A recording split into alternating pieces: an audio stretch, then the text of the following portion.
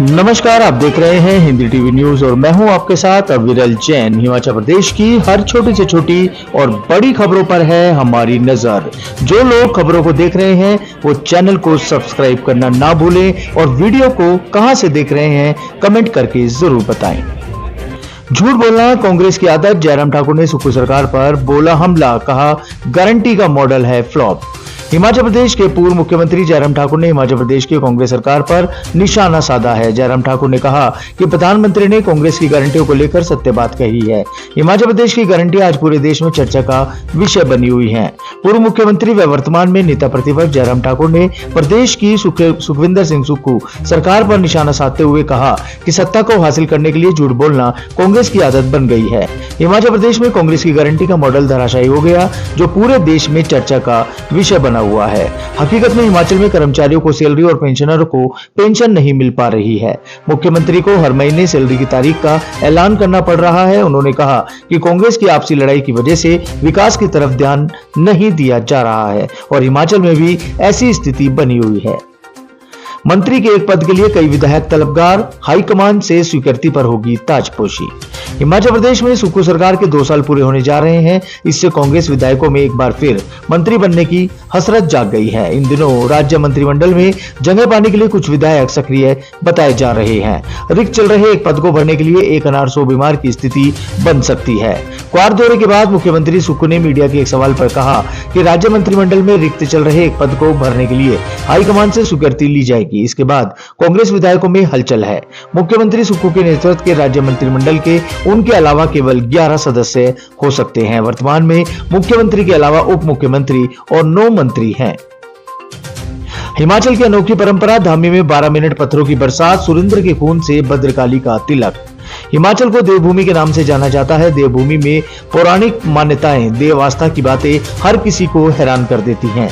प्रदेश की राजधानी शिमला में 35 किलोमीटर दूर धामी के खेल का चौरा में दिवाली के दूसरे दिन शुक्रवार को पारंपरिक पत्थर मेला हुआ। 12 मिनट तक दोनों तरफ से जमकर पत्थरों की बरसात हुई। दोपहर बाद करीब 3:30 बजे लाल झंडे से आयोजकों का इशारा मिलते ही पहाड़ियों के दोनों ओर से पत्थर मारने वालों का सिलसिला शुरू हुआ। पत्थरबाजी के बाद जमोगी कुंड की ओर के पलानिया के सुरेंद्र सिंह को पत्थर लगते ही खेल को बंद कर दिया। बीड बिलिंग घाटी में पैराग्लाइडिंग वर्ल्ड कप शुरू, मानव परिंदों ने भरी उड़ान। पैराग्लाइडिंग के लिए विश्व प्रसिद्ध हिमाचल प्रदेश के कांगड़ा जिले के बीड बिलिंग घाटी में शनिवार से पैराग्लाइडिंग वर्ल्ड कप शुरू हो गया। 9 नवंबर तक चलने वाली प्रतियोगिताओं का शुभारंभ पर्यटन विभाग के चेयरमैन आर एस बाली ने किया। मुख्य संसदीय सचिव किशोरी लाल विशेष रूप से उपस्थित रहे।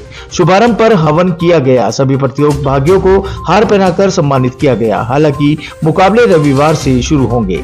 प्रतियोगिता के दौरान रोजाना चौगान के क्योर स्थित लैंडिंग साइट पर प्रदेश की संस्कृति को लेकर सांस्कृतिक कार्यक्रम होंगे। बीपीए के अध्यक्ष अनुराग शर्मा ने बताया कि 9 नवंबर को होने वाले समापन समारोह में मुख्यमंत्री सुक्खू विजेताओं को सम्मानित भी करेंगे। 10,000 फुट की ऊंचाई पर पैराग्लाइडर दुर्घटनाग्रस्त, आधी रात को रेस्क्यू किया पायलट। पर्यटन नगरी मनाली में 10,000 फुट की ऊंचाई वाली पहाड़ी पर दुर्घटनाग्रस्त हुए पैराग्लाइडर के पायलट को सुरक्षित रेस्क्यू कर लिया गया।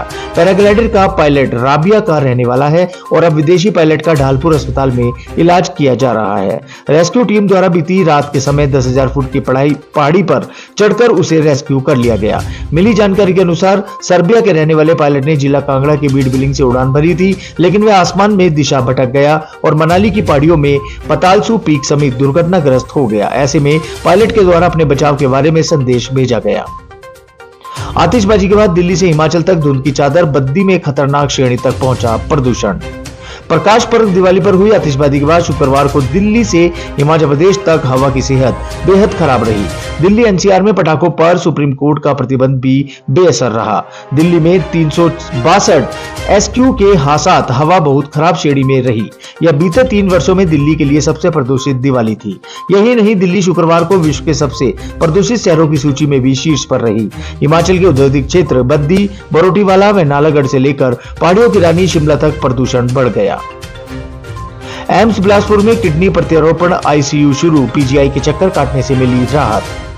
अखिल भारतीय आयुर्विज्ञान संस्थान बिलासपुर में किडनी प्रत्यारोपण के लिए आईसीयू के 3 बिस्तरों की सुविधा शुरू हो गई है।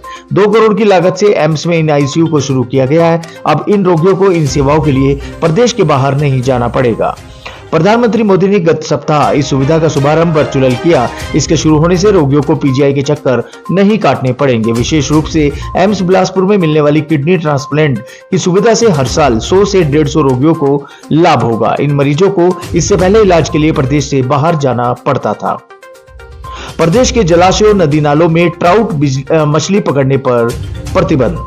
हिमाचल प्रदेश में ट्राउट के लिए अनुकूल ठंडे क्षेत्रों की नदियों और उनके सहायक नदी नालों में 1 नवंबर से 28 फरवरी 2025 तक मछली पकड़ने पर प्रतिबंध रहेगा।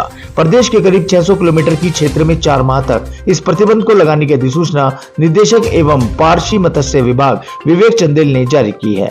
उन्होंने कहा कि हालांकि सरकारी ट्राउट मछली फार्म और निजी फार्मों से ट्राउट मछली की बिक्री पर कोई प्रतिबंध नहीं होगा। प्रतिबंध केवल ट्राउट जलाशयों, नदियों, नालों में खेल मछली पकड़ने पर लागू होगा। इन 4 माह में इन जलाशयों में ट्राउट मछली प्रजनन अच्छे से हो, इसके लिए प्रतिबंध लगाया गया है। हिमाचल में 1 सप्ताह तक बारिश की संभावना नहीं, सूखे से फसलों पर संकट। मौसम विभाग केंद्र के अनुसार 1 सप्ताह तक प्रदेश में वर्षा की कोई संभावना नहीं है। 2020 के बाद प्रदेश में अक्टूबर में सूखे जैसी स्थिति बनी हुई है। प्रदेश में इस बार अक्टूबर में ऊना में 8 व मंडी में 3 मिलीमीटर वर्षा हुई है, जबकि अन्य स्थानों पर वर्षा नहीं हुई है। नवंबर में भी ऐसी स्थिति रहने से फसलों पर संकट हो सकता है। साथ ही शुष्क ठंड के कारण लोग बीमार पड़ रहे हैं। प्रदेश में अब तक केवल 5% क्षेत्र में ही रबी फसलों की बिजाई हुई है, जो वर्षा नहीं होने से प्रभावित भी हुई है। हालांकि जिन स्थानों पर सिंचाई की सुविधा है, वहां स्थिति बिल्कुल ठीक है।